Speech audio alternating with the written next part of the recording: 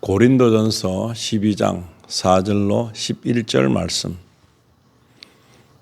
고린도전서 12장 4절로 11절 말씀 통해서 은사를 사모하라 라는 제목으로 함께 은혜를 나누시겠습니다. 예배를 드리거나 우리가 생활하는 데 있어서 우리가 할 수 없는 것, 그리고 가장 약한 부분, 전혀 되지 않는 것, 이런 부분들을 하나님은 쓰시는데, 첫째, 성령이 임하면 성품이 바뀔 수 있습니다. 그래서 성령이 우리에게 임했을 때 달라지는 것은 무엇이냐? 적극성입니다. 그리고 또 하나는 담대함이고, 또 하나는 내성적이어서 외성적으로 바뀌면서 우리가 가지고 있던 원래 습관도 서서히 바뀔 수 있지만, 성령이 강하게 임해서 우리를 주장하신다면 우리의 본성까지도 우리가 가지고 있던 모든 쓴뿌리들이 사라지고 새로운 면모를 가지고 사람들을 대하고 나 자신이 생각하고 있는 어떤 여건에서, 환경에서 대처하는 방법들이 틀리게 나오더라 하는 것입니다. 그래서 이 성령을 받아야 은사를 우리가 수용할 수 있습니다. 그런데 성령이 계심으로 말미암아 독특한 부분들이 나옵니다. 그런데 그것을 은사라고 하죠. 그러나 성령님은 한 분이신데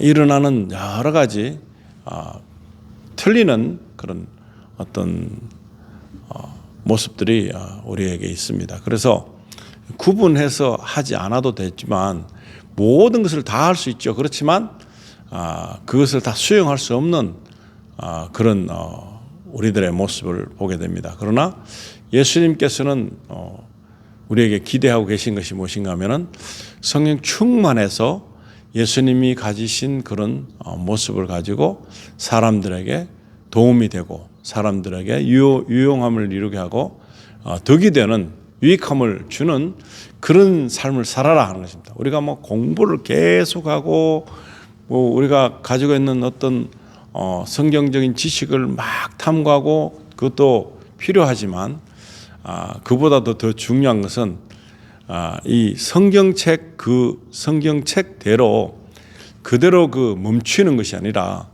성경책을 기반해서 성령님이 우리에게 임했을 때 그 임하신 이후에 그 삶의 모습은 그 자리에 멈춰져 있는 것이 아니라 발전이 된다는 것입니다. 지속적으로 이 성경 말씀을 이루어내는 같은 맥락으로 이런 일들을 우리가 또 하게 되는 전수를 받게 돼서 하는 것처럼 그렇게 성령이 함께 하심으로 제자들, 초대교회 제자들이 했던 모습처럼 그렇게 진행이 되는 것입니다. 그런데 이 공부를 하고 성경 공부하고 성경 말씀에 매여 있는 사람들은 어떤가 하면은 그 부분들을 도외시하고 그 부분들에 대해서 적대감을 느낍니다. 왜냐하면 나에게는 허용이 되지 않았다라고 해서 나를 기준으로 나는 없다, 나는 저렇지 않더라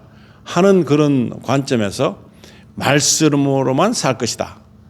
말씀이 운행하는 일을 해야 되는데 지금 오늘 주신 이 말씀을 통해서 성령을 통해서 말씀이 살아서 운행되어지는 것을 우리가 체험하고 그렇게 사는 것입니다. 생활 신앙을 가지고 살아야 되는 것입니다. 그럴 때만이 하나님께 영광이 되는 것입니다. 만약에 그냥 계속 탐구만 하고 있다. 그러면 탐구를 하고 있는 것이 무엇일까요? 발견을 못했다는 거잖아요. 그러면 하나님을 모르고 있다. 예수님을 모르고 있다. 성령님에 대해서 알지 못한다. 그러니까 탐구를 하는 거지. 탐구를 해봐야 나올 것이 없습니다. 성령을 받으라라고 예수님께서 승천하시기 전에 말씀을 하셨듯이 그 말씀대로 따랐던 제자들은 성령이 임했습니다. 그리고 성령을 받았을 때에 굉장히 많은 변화들이 있었습니다. 제자들은 두려워서 도망가고 예수님 잡히시는 그 순간부터 떠났습니다. 전혀 상관없는 일이다. 나는 예수님하고 얼마 동안 같이 있었지만 자기 자신의 정체성을 발견하지 못하고 그냥 예수님 돌아가심으로 말미암아 오히려 본업으로 돌아간 그들에게 성령이 임하심으로 그들에게 변화가 생겨서 그들은 진취적이 됐습니다. 적극적인 되었습니다. 그리고 이제는 두려워해야 될 것과 두려워해야 되지 않을 것을 구분할 수 있습니다. 그런데 우리가 두려워할 것을 사람으로 생각하면 안 되고 하나님을 두려워해야 되는 것입니다. 하나님의 그 섭리와 하나님의 계획과 하나님의 그 놀라우신 방법 그리고 하나님께서 계획하시는 모든 일들 이런 것들에 대해서 자세하게 우리가 집중을 해야 될 필요가 있다는 것입니다. 보시면 믿게 된 이후에 모든 사람들에게 주어지는 것입니다. 어느 특정인에게 주어지는 것이 아닙니다. 그리고 신학을 하고 박사학위를 따고 뭐 이런 사람에게만 있는 게 아니라 모든 사람에게 그 초대교회 제자들에게 있었던 일처럼 신분에 관계없이 나이에 관계없이 그저 성령이 임하심으로 모든 말씀이 깨달아지는 것뿐만 아니고 그 모든 일을 할 수 있게 됐다. 성령이 임하지 않으면은 소프트웨어가 빠진 컴퓨터라 생각하시면 됩니다. 그렇기 때문에 아무리 성경을 탐구하고 해도 내 방식으로는 해석이 되지 않습니다. 성령을 토대로 해서 말씀을 읽고 말씀을 묵상할 때 이 나머지 일들이 우리에게 스며들고 그 말씀들이 믿어지는 것입니다. 오늘 주신 말씀 위에 부분은 성령으로 하지 않고는 주라고 부를 자가 없다 그랬습니다. 자, 고린도전서 12장 4절 보시겠습니다. 이제 선물은 여러 가지나 같은 성령이시고 5절에 직무는 다르나 같은 주시며 이 한 사람이 다 똑같은 일을 하게 두면 지체 역할을 감당을 못하게 되어 있습니다. 그래서 우리에게 분배적인 현상으로 성령을 선물을 통해서 성령이란 하나님의 영이 우리에게 선물인 것입니다. 성령이 임하면 똑같은 환경이 똑같은 상황인데 달라지는 것이 있습니다. 첫째, 눈에 보이는 자연 세계가 달라지는 것입니다. 굉장히 평소에는 당연하고 아무것도 아닌 것인데 성령님이 나에게 계심으로 인해서 눈이 열렸습니다. 그래서 이 나뭇잎이 바람을 통해서 움직이게 되고 빛이 움직이게 되고 어떤 이런 많은 현상들이 당연시 됐고 아무런 의문이 없었는데 성령이 함께 하심으로 말미암아 이제는 내면의 눈이 열리면서 하나님의 말씀도 이제 이것이구나 하고서 먹을 수 있는 것입니다. 그 전에는 성령이 나와 함께 안 하실 때는 어떠냐? 보이고 있습니다. 읽을 수 있습니다. 그러나 그 음식으로 생각하면은 때깔만 보는 것입니다. 그러나 이제 음식으로 생각하면은 성령이 함께 하심으로 말씀을 먹을 수 있습니다. 말씀을 섭취할 수 있습니다. 그래서 암기가 아니라 그냥 읽어놓으면 성경 말씀 읽어놓으면 내 안에 성령께서 그 말씀을 기억하게 해주시고 이 양심과 성령의 이 모습 같이 일을 하시면서 잘잘못을 구분하게 해준다 하는 것을 맨 먼저 느낄 수가 있는 것입니다. 6절에 보시면 활동은 여러 가지나 모든 것 안에서 모든 것을 행하시는 같은 하나님이 계시되 하나님이신데 같은 하나님이시로 계시는 것입니다. 이렇게 그런데 성부, 성자, 성령이 같다고 말씀을 하면 여기에 동조하거나 동의하는 사람이 많이 없습니다. 이것을 나는 믿을 수 없어 하는 사람이 많습니다. 하나님을 믿게 하기 위한 도구적인 역할, 우리에게 이해력을 키우려고 하는 그런 굉장히 좋은 어떻게 보면 하늘나라의 시스템이 바로 이런 것인데 나는 이거 싫어 하는 사람도 있습니다. 그러나 우리가 말씀대로 하면 성령께서 조명해 주시는 것을 통해서 하나님을 알 수 있고 예수님은 하나님을 높이셨고 하나님 앞에서 항상 그렇게 자신을 증거했습니다. 그리고 성령께서는 예수 그리스도를 증명하시는 일로 우리에게 오신 것입니다.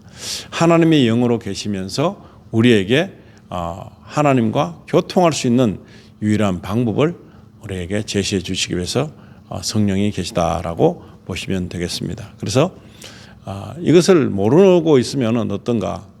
그냥 뜬구름 잡는 소리, 그냥 성경을 봤는데 역사책일 뿐이죠.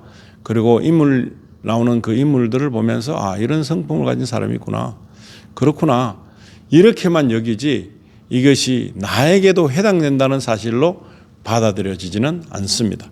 성경 말씀이 그 이야기로만 있다면 나와는 상관이 없습니다. 하나의 소설적인 부분이 있고 그냥 그들이 살아온 그런 어떤 개인적인 책일 뿐입니다. 자서전과 같은 그런 것일 뿐이죠. 그러나 지금 이 말씀들이 나에게 해당이 된다는 것입니다. 성령을 받지 않으면 어떻습니까? 이 말씀은 나와 상관이 없었는데 성령을 받으면 나의 문제인 것입니다. 나의 문제. 그래서 성령을 받게 된 이후에는 이것은 예수 그리스도를 내가 나의 개인의 구세주로 이렇게 만나고 영접을 하고 그 다음에 성경을 보면 이 말씀이 2000년 전, 3000년 전에 있었던 일이라 할지라도 이 말씀이 나에게 굉장한 효력을 발휘할 수 있다. 효력이 있다.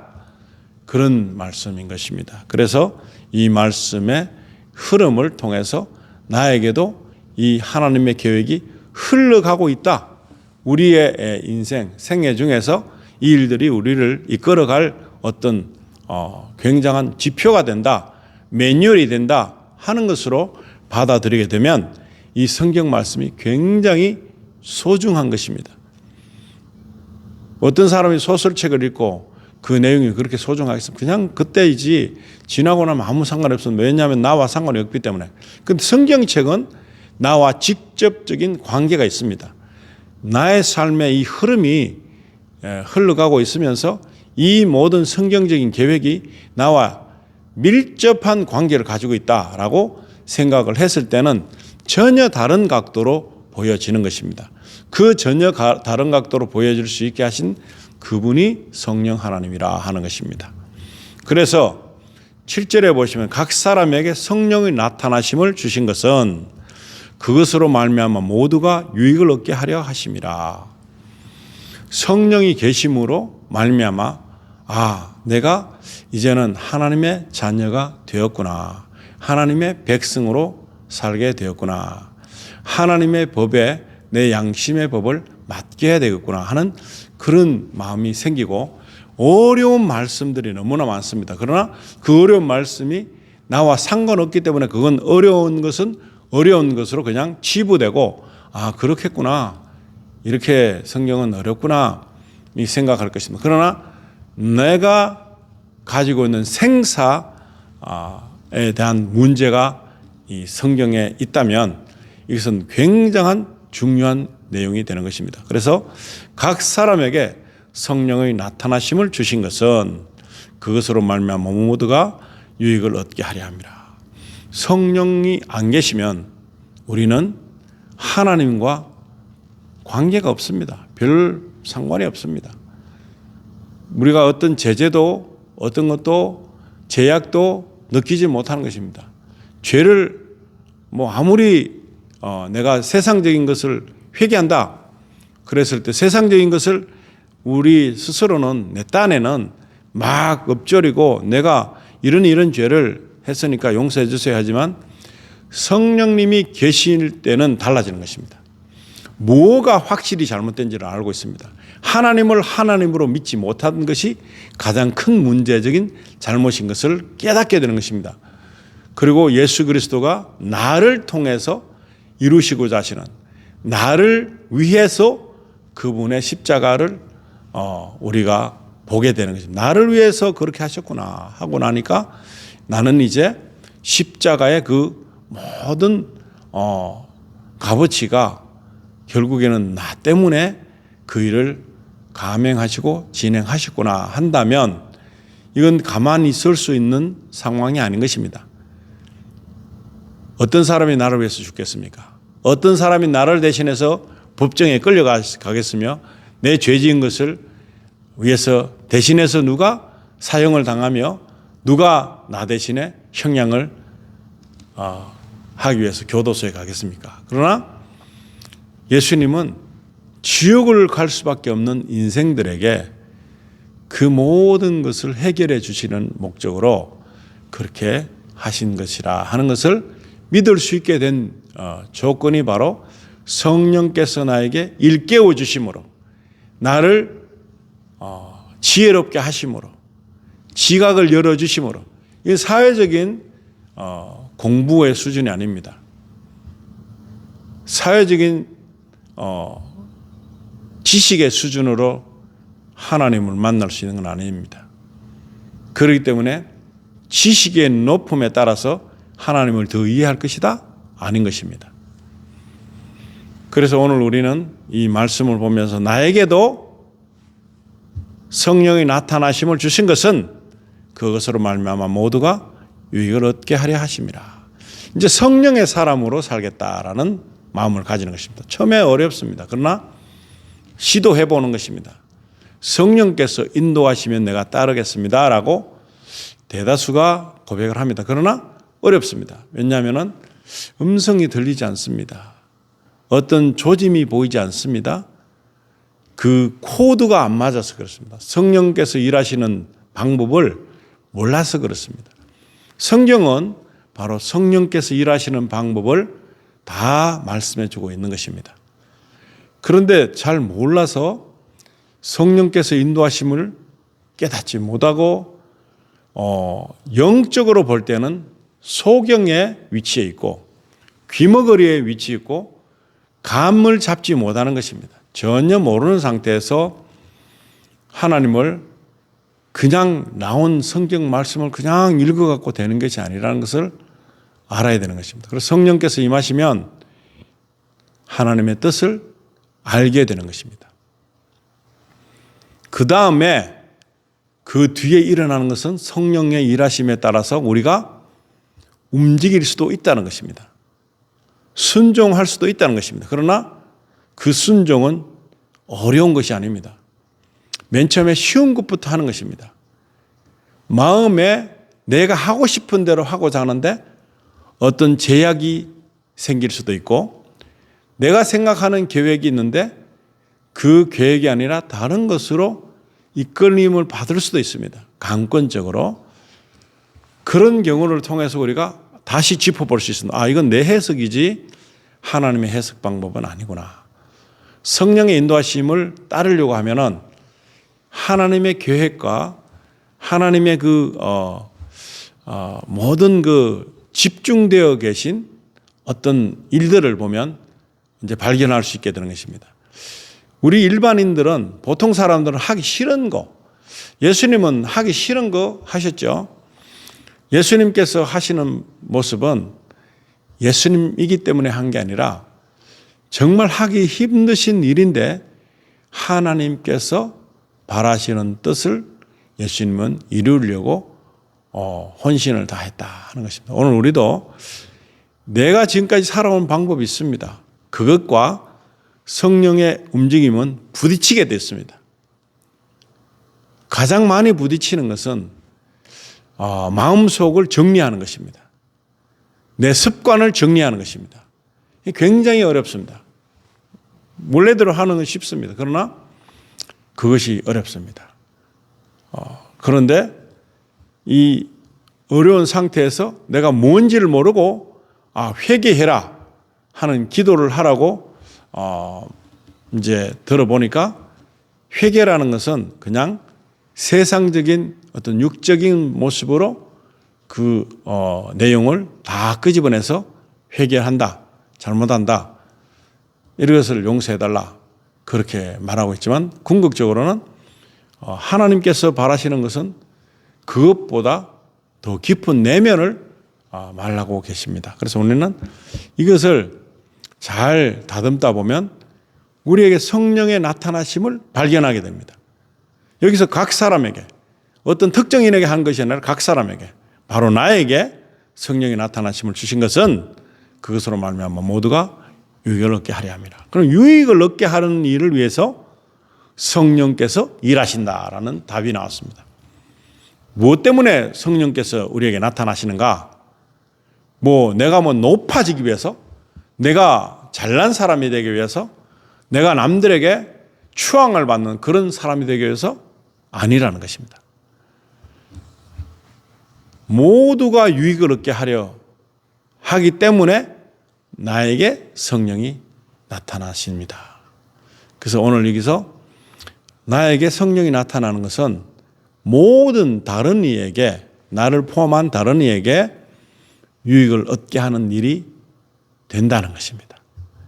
그래서 8절에 보시면은 어떤 사람에게는 성령을 통하여 지혜의 말씀을, 다른 사람에게는 같은 성령을 통하여 지식의 말씀을, 이 내용은 무엇입니까? 하나님을 아는 지혜를 말하는 것이고 하나님을 깨닫는 지식을 말하는 것입니다. 세상을 더 알아가는 것이 아닌 것입니다. 어떤 사람을 캐고 어떤 사람에게 어떤 집중된 것이 아니라 하나님을 더 많이 알게 하는 지혜라는 것입니다. 하나님을 더 많이 깨닫게 하고자 하는 지식을 주시는 것입니다. 그럴 때 하나님께서 주신 말씀을 너무 쉽게 다른 이들에게 유익하게 전할 수가 있는 그런 말씀을 뜻하는 것입니다. 9절에 보시면 다른 사람에게는 같은 성령을 통하여 믿음을, 다른 사람에게는 같은 성령을 통하여 병 고치는 선물들을, 믿음을 가지는 것이 최고 어렵다 생각합니다. 믿음은 그냥 되는 게 아닙니다. 나 믿겠습니다. 순교하는 거 믿을 수 있습니까? 믿겠습니다. 원수를 사랑할 수 있습니까? 믿겠습니다. 예수님께서 나를 위해서 돌아가신 걸 정말로 믿을 수 있습니까? 이런 물음에 있어서 믿는 거 쉽지 않습니다. 말로는 쉽습니다. 그러나 믿는 것은 말을 했을 때 그 뜻에 따라 행동을 옮겨서 하는 행위를 믿음이라 그럽니다. 다른 사람에게는 같은 성령을 통하여 병 고치는 선물. 예수님께서 하신 대다수 시간들은 보면 환자들에게 있습니다. 환자들에게는 절박함이 있죠. 그 굉장한 아픔과 고통과 통증이 있죠. 그리고 사람들로부터 무시당하는 그런 모습들이 있죠. 어떻게 보면 낮은 자입니다. 그리고 육신의 병을 앓는 것도 병이지만은 몸은 건강한데 마음의 병을 앓는 사람이 많은 시대에 우리는 살고 있습니다. 이 마음의 병을 앓는 사람들도 똑같이 병자인 것입니다. 그런데 이 병 고치는 선물을 우리에게 주셨다. 그러면 우선 나부터 치료를 해야 되고, 그리고 나에게 관계되는 사람들, 타인에게도 이런 일들을 통하여 병 고치는 선물을 우리가 하는 것입니다. 그럴 때에 이것 성령께서 일하시는 것을 경험하게 되면서 믿음이 자꾸 상승되어 가고 있습니다. 믿음은 어디에서 옵니까? 작은 일부터 성령께서 운행하시는 것을 깨달을 때 성령님의 일을 보게 되므로, 성령의 일을 같이 하게 되므로 믿음이 자꾸 점차적으로 다져져 나가는 것입니다. 그래서 반석 같은 믿음, 그것은 흔들림이 없는 것입니다. 갈대처럼 우닥닥 바람에 흩날리고 막 이렇게 요동하는 믿음이 아니라 좌로나 우로나 치우치도 않는, 전혀 관계없는, 어떤 것이 와도 상관없는 그런 믿음, 반석 같은 믿음이 되려면 하나님을 확실히 알아야 되는, 정확하게 알아야 되는 것입니다. 성령의 일도 정확하게 알아야 됩니다. 잘 모르니까 성령 회방죄를 저질러서 결국에는 현세도 내세도 그 죄를 용서받지 못하는 비참함을 맛보게 될 것입니다. 그렇기 때문에 잘 모르고 있는 상태는 함부로 하면 안 된다는 거죠. 함부로 하면 안 되고 이렇게 이제 각각 성령을 통해서 은사를 배분하십니다. 배분. 어떤 사람 다 가질 수 있겠죠. 그러나 그 그릇이 어떤가에 따라서 그릇대로 이루어지는 긍휼함을 가지고 있는 사람에게는 분명히 병 고치는 은사를 주시게 될 것입니다. 믿으려는 의지력이 강할 때 어떻게 믿는지 모르지만 하나님께 맡겼을 때 믿음이 생성됩니다. 그리고 알 수 있는 지혜를 가졌을 때 그때에 성령께서 이렇게 부어주시는 것입니다. 10절에 보시면 다른 사람에게는 기적들 행함을, 다른 사람에게는 대언함을, 다른 사람에게는 영들 분별함을. 뭐 가짜가 워낙 많고 여러 가지 일들이 있잖아요. 그래서 기적이 무엇입니까? 초인간적인 일을 말하는 것입니다. 초인간적인 일, 사람으로서는 할 수 없는 거, 한계치를 뛰어넘는 일을 우리는 기적이라 그럽니다. 이런 기적을 행한다. 뭐 죽은 사람이 살아나는 거죠. 뭐 파도가 잠잠해지는 거죠. 바다 위를 걷는 거죠. 여러 가지가 있죠. 그러나 현상적으로 봤을 때는 우리가 알지 못하는 여러 가지 우리에게 있는 환경들이 바뀌고 개선됨으로 이것도 하나의 기적이죠.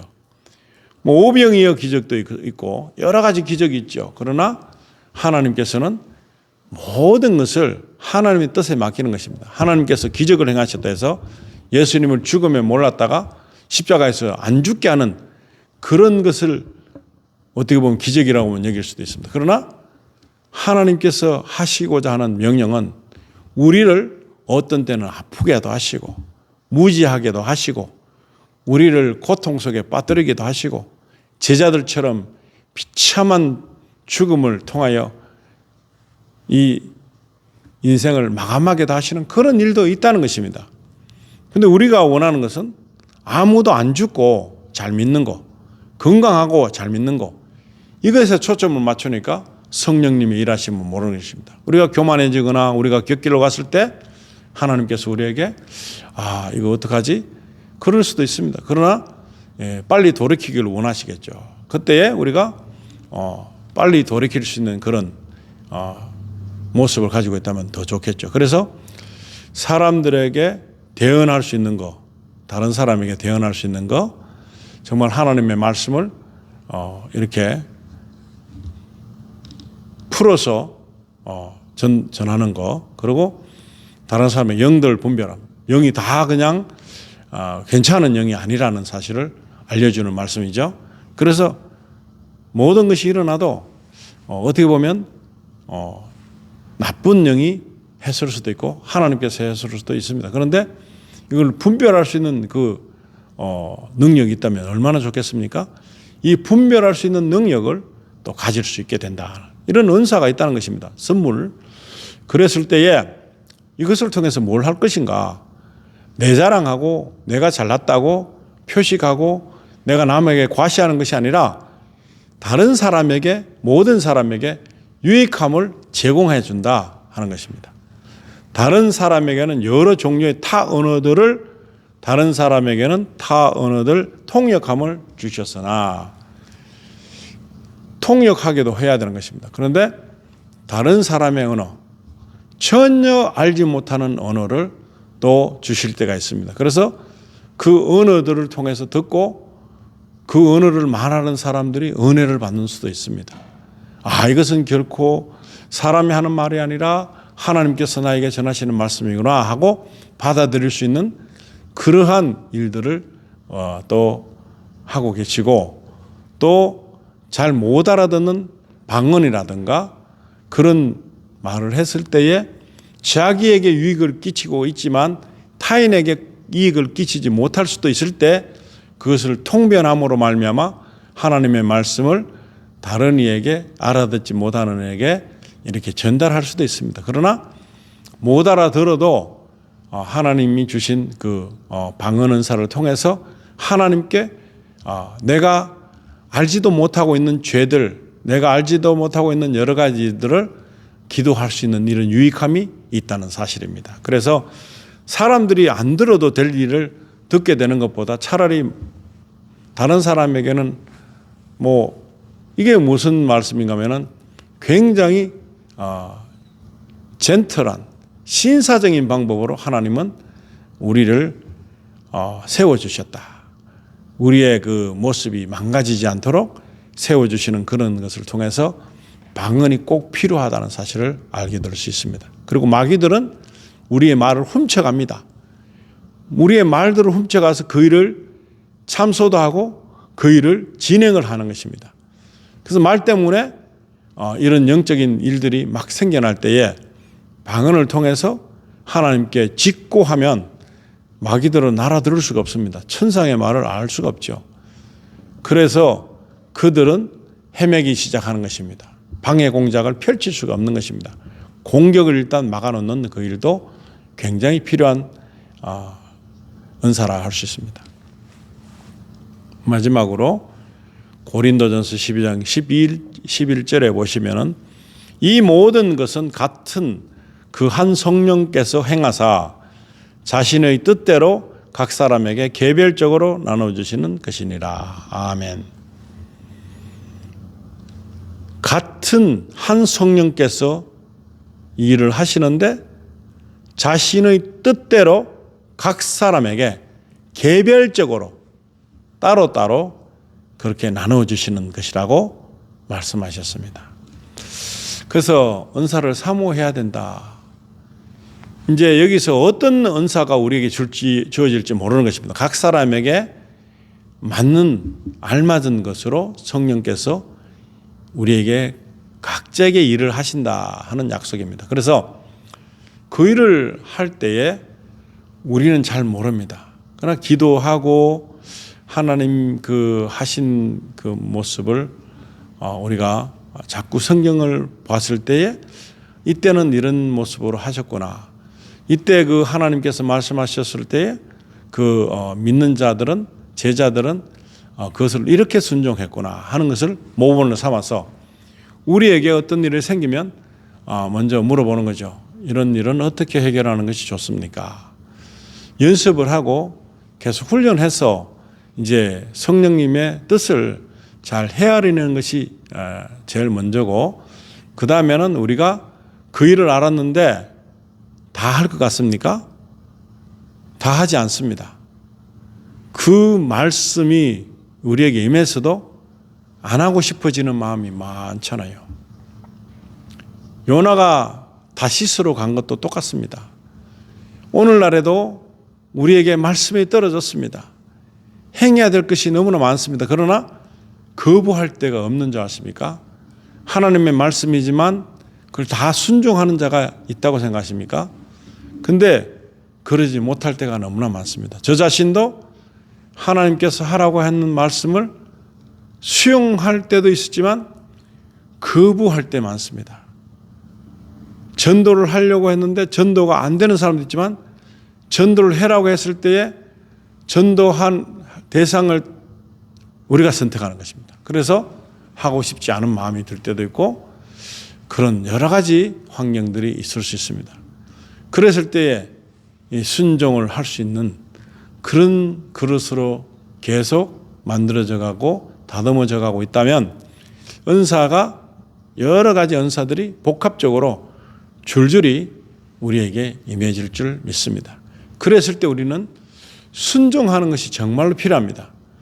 순종을 해야 되겠다는 마음을 가지고 은사를 사모해야 되는 것입니다. 무턱대고 막 그냥 은사 주세요. 성령님 충만하게 위해서 나에게 부어주세요. 좋습니다. 그러나 할 것인가 말 것인가, 우리를 우리보다 더 잘 아시는 하나님께서 알고 계시겠죠. 어느 수준까지만 할 수 있는 거, 그 이상은 안 된다는 거죠. 어느 수준까지라는 그 수준을 높일 때에 우리에게 한도 끝도 없는 무한정의 은혜를 내려주실 뿐만 아니라 은사를 부어주신다. 무궁무진하게 부어주신다 하는 것입니다. 그래서 은사를 사모하라. 뭐 은사가 뭔지를 모르는데 은사를 사모할 수 있겠습니까? 오늘 주신 말씀을 통해서 이런 은사들이 있구나. 이런 선물들이 있구나. 그래서 이런 선물들을 내가 한번 구해봐야 되겠구나. 너무 하나님이 주시는 은사가 참 귀하구나. 은사를 받아도 귀찮게 여기는 사람 많아요. 방언을 받았죠. 랄랄라 따따다 두두두 받았는데 뭐 이게 별로 아닌 것 같아. 사용 안 합니다. 소멸돼 버립니다. 뭐 별거 아닌 것 같고 뭐 아무것도 아니고 뭐 그냥 나도 알아듣지 못하고 아무런 유익이 없다 생각했을 때 중단합니다. 그러면 다음으로 나가는 그 다음 차기의 은사가 땅콩뿌리 뽑았을 때처럼 줄줄이 맺혀 있건만 그것을 발견하지 못하는 것입니다. 아무리 작은 은사를 할지라도 다른 사람은 없는 것이 있어요. 그래서 그런 은사라는 것은 뭐 굉장히 귀하고 천하고가 아니라 모든 것이 하나님의 은혜로 주어졌다라고 생각하시면서 이 말씀을 보면서 나도 은사를 사모하고 나에게는 과연 어떤 은사를 주실 것인가 기대하고 은사를 받기를 사모해야 되는 성령을 사모해야 되겠죠. 성령님 나에게 오셔서 나의 모든 이 습관과 모든 것들을 제하여 주시고 이제부터는 성령의 인도하심에 내가 집중을 하겠습니다. 초집중해서 내가 하겠습니다. 라는 의사를 밝혀야지 성령님이 우리에게 이런 모든 것을 허락하신다는 것입니다. 그래서 맨 먼저 우리가 잘 다듬어진 말씀으로 잘 다듬어져서 어떠한 은사가 와도 놀래거나 두렵거나 그러지 않고 이 모든 은사를 잘 수용하고 내가 하나님의 말씀대로 따라야 되겠다. 이 은사를 이렇게 무시하는 경우가 있으면 뭐 하나님께서 무슨 일을 시키지도 않습니다. 사역이란 거 꿈도 꾸면 안 됩니다. 은사가 없는 상태에서 하면 내만 다치게 되는 것입니다.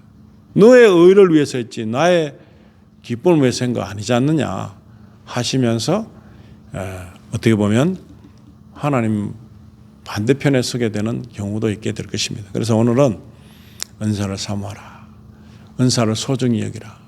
성령님을 굉장히 근심케 하지 말고 낙담케 하지 말고 성령을 귀하게 하나님의 영을 귀하게 여기고 우리가 하나님의 그 음성에 집중하는 그런 귀한 삶을 살기를 우리 주 예수님 이름으로 축원드립니다. 기도하시겠습니다. 하나님 우리가 은사를 사모합니다.